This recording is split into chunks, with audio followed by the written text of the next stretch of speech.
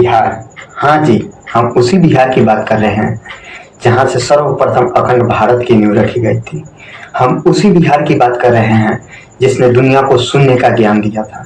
ऐसा कहा जाता है कि भारत की आत्मा उसकी मिट्टी में छिपी है, और जब बिहार की मिट्टी की बात की जाती है तो यह सिर्फ एक राज्य नहीं बल्कि सभ्यता, संस्कृति और संघर्ष की धरती है।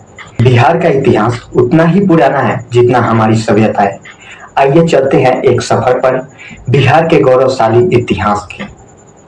ऐसा कहा जाता है कि भारत की आत्मा उसकी मिट्टी में छिपी है। बिहार का असली इतिहास तब शुरू होता है जब यह मगध साम्राज्य का केंद्र बना। राजगीर और पाटलिपुत्र से साम्राज्य फैला और पूरे उत्तर भारत पर राज किया। यहाँ से मौर्य साम्राज्य का उदय हुआ। सम्राट चंद्रगुप्त मौर्य ने इस साम्राज्य को खड़ा किया।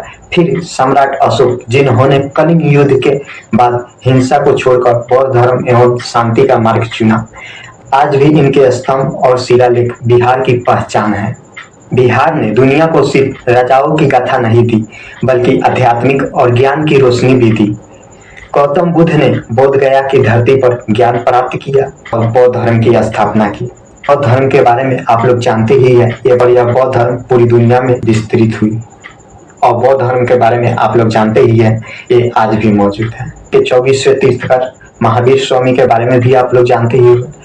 महावीर ने भी इसी मिट्टी से जैन धर्म का संदेश फैलाया था पूरी दुनिया में। यहाँ बने नालंदा एवं विक्रमशिला विश्वविद्यालय दुनिया भर में ज्ञान का केंद्र बना। चीन से आए फाहियान और हेनसोंग जैसे यात्री इसकी महिमा का वर्णन करते हैं।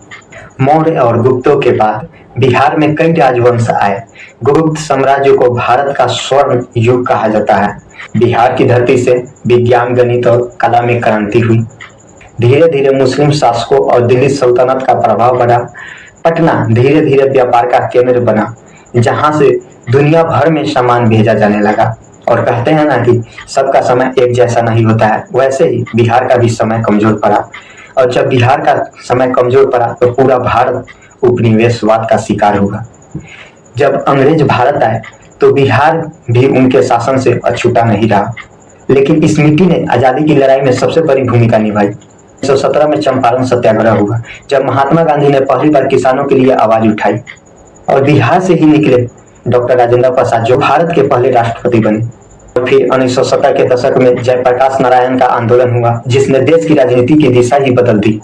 दोस्तों, आज बिहार भले ही चुनौतियों से जूझ रहा हो, लेकिन यहाँ की मिट्टी ने भारत को अनगिनत रत्न दिए हैं।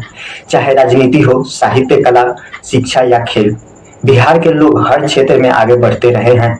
यहाँ का हर गांव, हर शहर इतिहास की कहानियां सुनाती है।